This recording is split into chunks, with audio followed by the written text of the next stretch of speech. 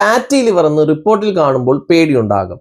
പക്ഷേ പല കേസുകളിലും ശരിയായ സമയത്ത് ജീവിതശൈലി തന്നെ മാറ്റിക്കഴിഞ്ഞാൽ ഇത് മെച്ചപ്പെടുത്താൻ കഴിയും. ലിവറിന്റെ കോശങ്ങളിൽ അമിതമായ കൊഴുപ്പ് അടിഞ്ഞുകൂടുമ്പോൾ ഇതിനെ ഫാറ്റി ലിവർ എന്ന് വിളിക്കുന്നത്.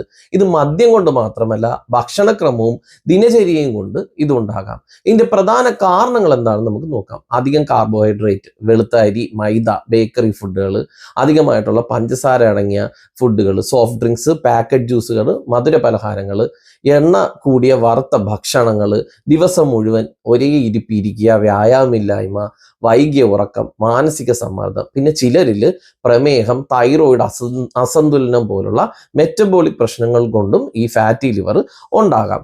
ആയുർവേദത്തിൽ ഇത് ദുർബലമായ അഗ്നി മൂലം ആമം കൂടുകയും അത് കഫദോഷത്തിന്റെ അസന്തുലനം ഉണ്ടാക്കിയിട്ട് ലിവറിൽ കൊഴുപ്പ് കെട്ടിക്കൂടാൻ കാരണമാകുകയും ചെയ്യുന്നു എന്നാണ് പറയുന്നത്. നമുക്ക് ഇന്ന് മുതൽ തന്നെ ചെയ്യാവുന്ന 3 ലളിതമായിട്ടുള്ള കാര്യങ്ങൾ പറയാം.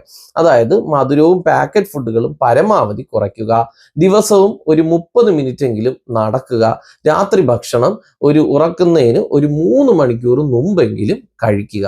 ഇങ്ങനെ നമ്മൾ ഇത് സ്ഥിരമായി പാലിച്ചു കഴിഞ്ഞാൽ ലിവറിന്റെ പ്രവർത്തനം മെച്ചപ്പെടുന്നത് പലരിലും കാണാൻ സാധിക്കാറുണ്ട്.